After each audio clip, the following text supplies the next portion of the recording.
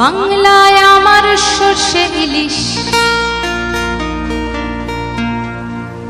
চিংড়ি কচি লাউ,